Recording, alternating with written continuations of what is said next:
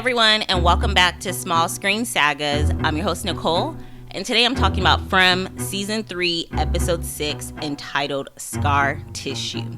Alright, so this episode's going to be slightly different from how I've been doing it in the past, or just up until this episode, which is usually I take notes, I go character by character or storyline by storyline. I was listening to my pod the other day and I just wasn't feeling the energy. It didn't feel like I had the energy there. So I figured I wanted to do instant cast instead. I did that with my Game of Thrones podcast on the Verdict Sin feed, as well as the Walking Dead podcast on the Walking Dead feed on the Verdict Sin. So I figured just my energy would be up because I'll watch the show and immediately record. And although it's now Wednesday, I just watched the show today, but starting from now on, I should be able to watch it Sunday and record immediately after and just do instant take my immediate thoughts. So these are my immediate thoughts, even though I still don't feel like the energy is kind of high because I was kind of bored. I had to pause it a couple times until towards the end is where I sort of got interested. So let's just talk about whatever is on my mind. I may be all over the place, but I feel like the pod may be a little bit more enjoyable to digest, I feel, because at least in just giving myself my own feedback, I remember listening the other day and I was like, I just sound so step by step, like, just so robotic with it. So here we go. We're going to go, when I say we, it's just me. Although Gary may be joining soon. He was going to join this episode, but you haven't watched this season, so you have to catch up. But anywho, all right, so here we go. Let's talk about Fatima. We're going to go ahead and just talk about the big part. I mentioned either on the last episode or episode before, I saw theories online saying, what if Fatima's not pregnant? And then this whole ghost lady that Elgin keeps seeing somehow is tied to Fatima. So some of these theories online are coming true because, yes, it's a different actress that plays that ghost, but clearly she was showed up in the Fatima picture. It's something to do with Fatima. But we find out this week, Fatima is not pregnant. She was in denial, even though she was like, it's impossible. I'm like, well, it's really not. Because when you first found out you were pregnant, the first thing you said was it's impossible for you to be pregnant.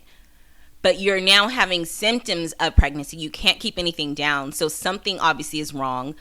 We get to see that she's about to tell Christy and Mario at the end, or Ellis, is like, yo, we got to tell him. We got to tell him. You're not pregnant, but you're having all these symptoms. You're eating rotten food. I know she didn't tell Ellis about that blood because he really would have been freaking out. Like, who the fuck did I marry? But no, I'm just very curious of where this is going.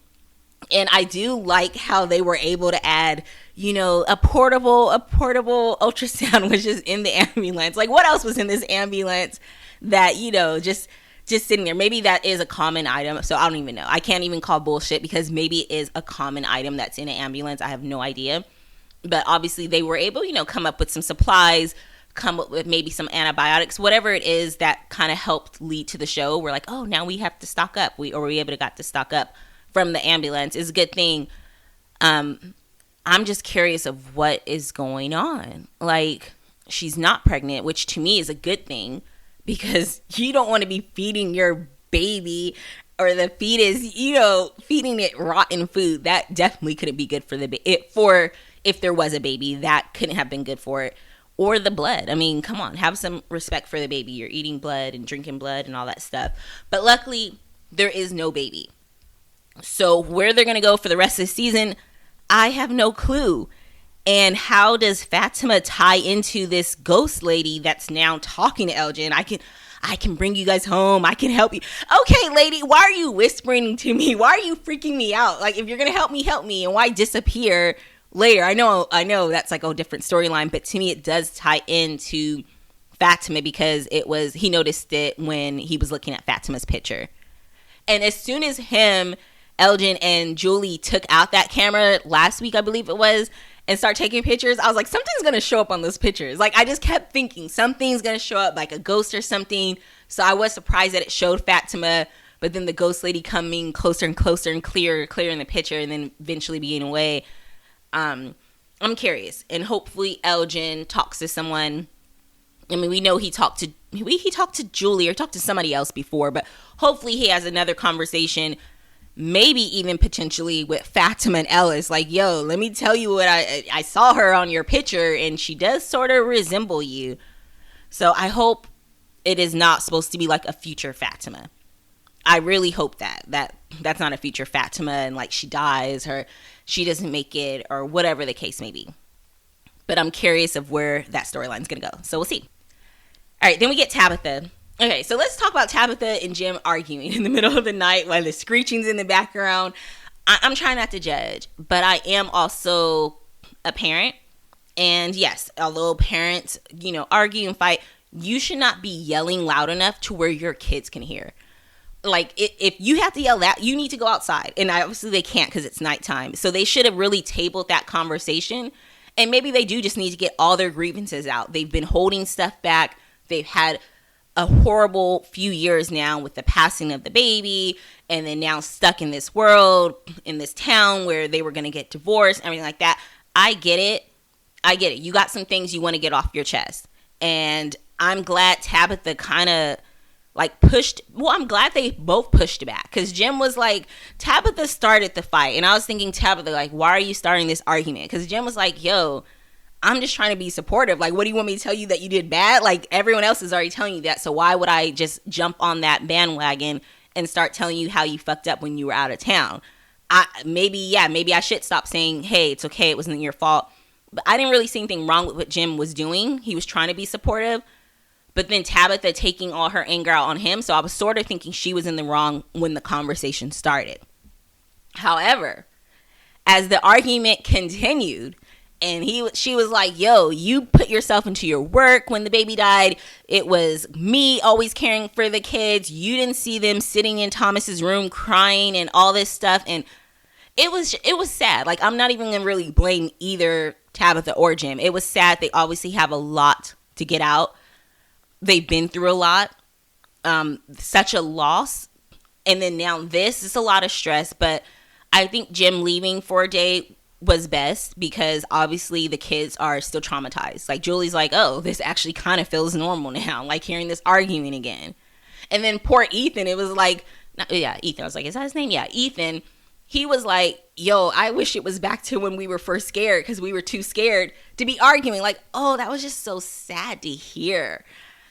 And I hope they just get another chance. You never know when people depart, when people get separated, you never know, like, will they see each other again? And with Jim just dipping out without even saying goodbye to the kids was kind of effed up too. Because even in From World, like, you leave for the day, you may not come back, or you may come back and your family may not be there. So you should always say goodbye. I mean, in just in real life, but definitely in this show, always say your goodbyes, because every time it could be the last time. But hopefully we will get another opportunity, or they will get another opportunity to kind of hammer everything out and just get everything out without the kids being in the house. Because they're arguing, there's a lot going on. They don't even notice that Julie's smoking weed literally all the time. I mean, it's like half the town knows. Kenny knows, Elgin knows, Randall knows. I mean, like, so many people know that she smokes weed, and I'm not judging, because who knows what I'd be doing if I was in that town. I would be doing everything there was possibly to do just to numb the scaredness I would be in. So I'm not judging on that, but I am judging them that their child is doing this literally right under their nose, and they're just all in their own little world. So hopefully something comes from that.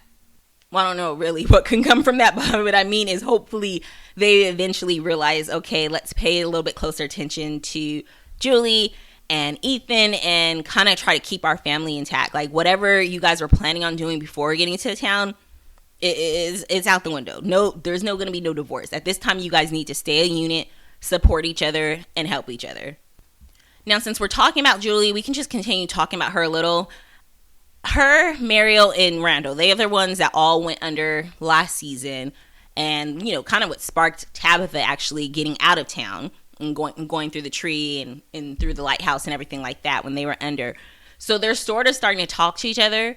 They're not still being, like, explicitly clear of what happened. They're just saying, like, they were scared. It was terrifying, was scared.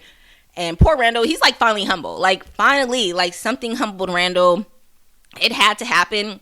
He was on a war path. He was going down he was just going down the wrong path. So in a way, if it was going to happen to anybody, it should have definitely happened to Randall. And actually all three were perfect people for it to happen to. Not being mean, but if it was gonna happen to three people in the town, Randall was on a path of destruction.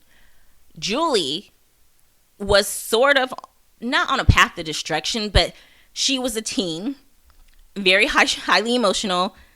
There was a lot going on. I thought it would not humble her necessarily, but kind of mature her and everything like that. And in some ways it has. Like, she's much more mature than she was season 1, season 2. I can't imagine season 1 Julie smoking weed, but clearly she does it now.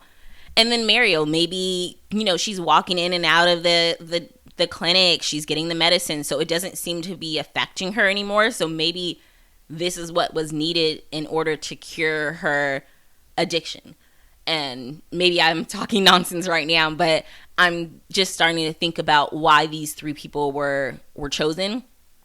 And in a way, maybe it's going to help them grow individually. But in the end, when she sees Randall, she's like, "Oh, you're moving." They have a little fun conversation, and she's like, "I've been smoking a lot. Like, that's helps." Because, yeah, that's all I have is nightmares, too. And he's like, "He got some on you." And poor Randall, he's fucked up. He is fucked up. And he still does not fuck with Boyd. But remember, Randall, what were they all supposed to sacrifice themselves? I don't get what he wanted Boyd to do. Like, Boyd's not a superhero. What was he supposed to do?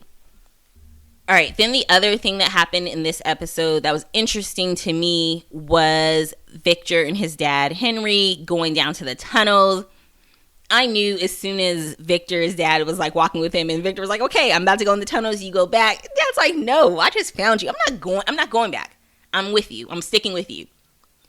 But then as soon as they got in the tunnels, the dad didn't know what he was signing up for. He's like, "Maybe we should go back. Maybe we should form a plan." And Victor was like set on, "No, we're going. You got to be quiet because this is where they live. This is where they sleep." And he finally finds Jasper. Victor's dad, Henry, starts freaking out because he sees like a piece of the mother's clothing. He's like, "What is your clothing doing now? And why do they have clothing?" And then the monster lady told Victor, like, "Yo, we gonna stop letting you. Better stop coming down here. We gonna keep you. So don't think that you're going in and out of these tunnels and you're being all, I don't know, a spy, and no one knows that you're down there. Each time you get out, you're like, I made it out safely." No, what she's telling you right now is like, we let you out. Every time you come in here, we let you leave. So don't think you just made it out every time. We're letting you leave. Stop coming down here because we may not let you leave again. But they do get Jasper. And after everything that Henry has seen, the monsters, he's seen the monsters. He knows what's happening.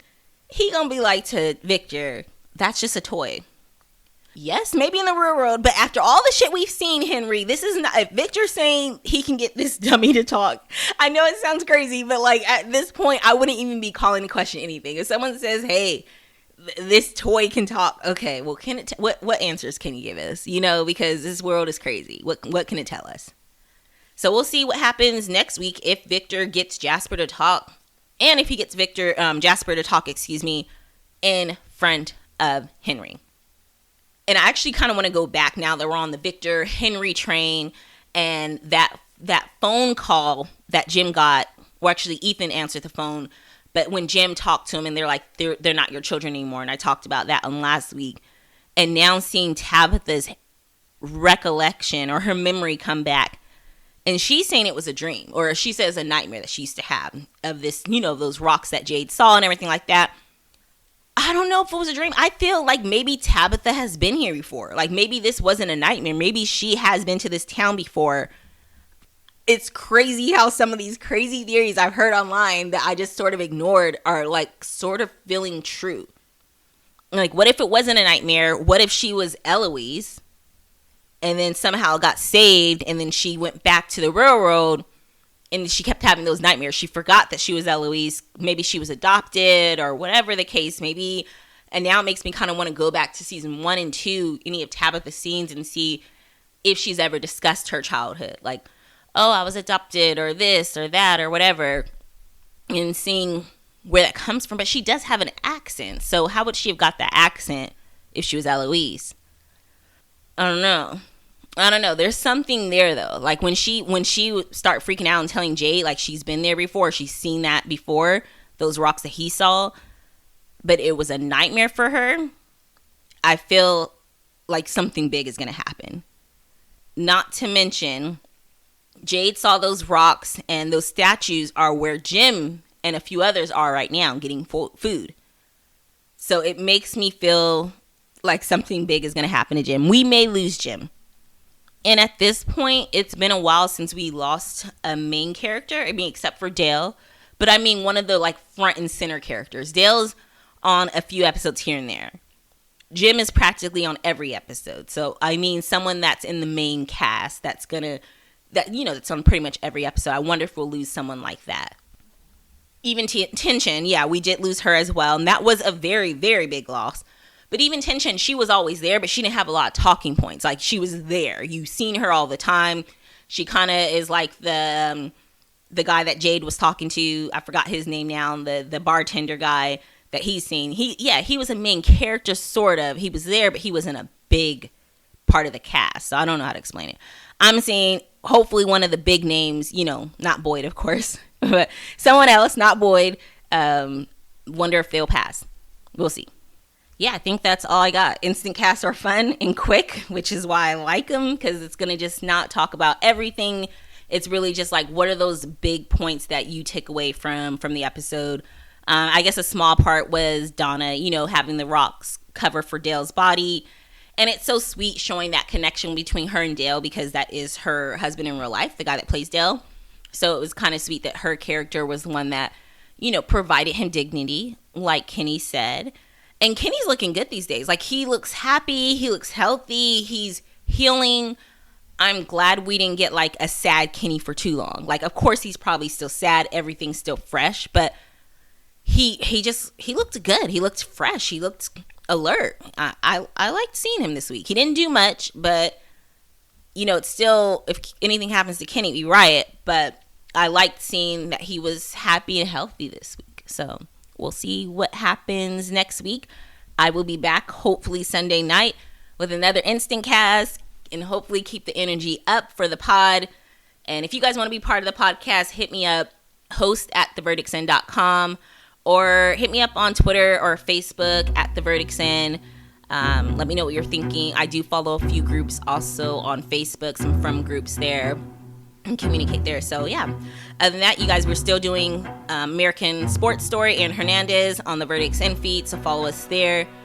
And until Sunday, I'm Nicole, and have a good one. Bye.